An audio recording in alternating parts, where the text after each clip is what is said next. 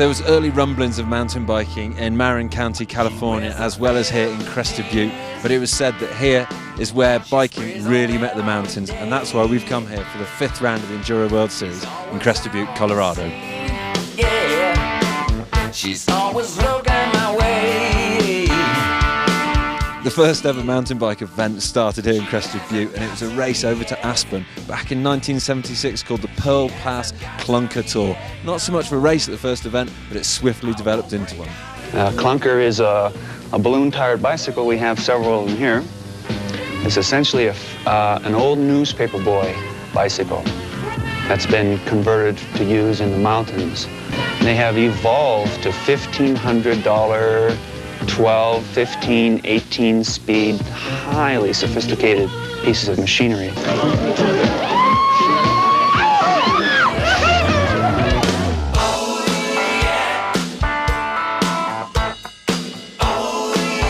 There's so much history in this town, and luckily we've got the Crested Butte Mountain Heritage Museum where we can catch up on all things mountain bike. And luckily enough, I was going to speak to one of the girls that's been here from the start, Glo Cunningham, my namesake, about how it all happened.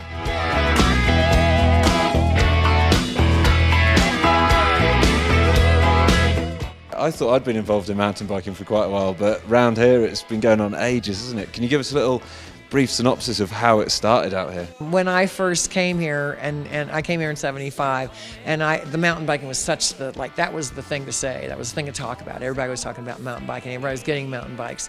People were just rigging things together and making them work, and they did. That's one thing I was going to say is, what was it about Crested Butte that brought it all here, that you say you had the trails? When I first moved here, the trails weren't really anywhere near as defined as they are. You know, you had to sometimes bushwhack and kind of go, well, where do we want to go from here? You can just go anywhere and everywhere. And like we say, with the Pearl Pass trip, you ride your bike over to Aspen. Now... Well, that's something I wanted to know about, was the Pearl Pass thing. That was one of the sort of earliest races. Well, the first race, is it? It was a tour. It wasn't really a race at that time. The impetus was some Aspen guys came over on dirt bikes and were hitting on the girls in town. And so the men got a little irritated, and they said, we're going to go over there and start hitting on the women in Aspen.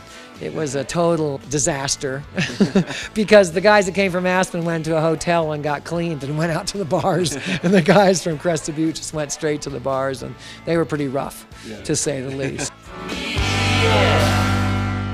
Crested Butte Mountain Bike Association was the first ever and the oldest mountain bike club, formed in 1983, and it feels apt to be returning here with one of the youngest, the Enduro Mountain Bike Association. So we're going to catch up with the director of that, Chris Ball, in his natural environment, Saloon and Gaming Hall.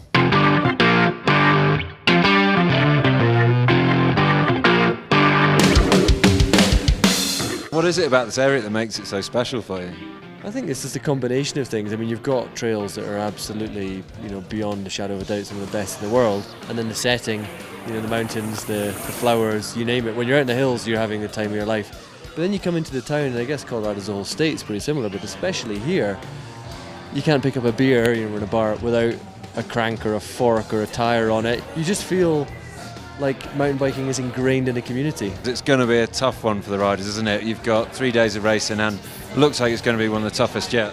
Tough, yeah, but I guess if you came to Crested Butte on holiday, what they're going to race is what you would do.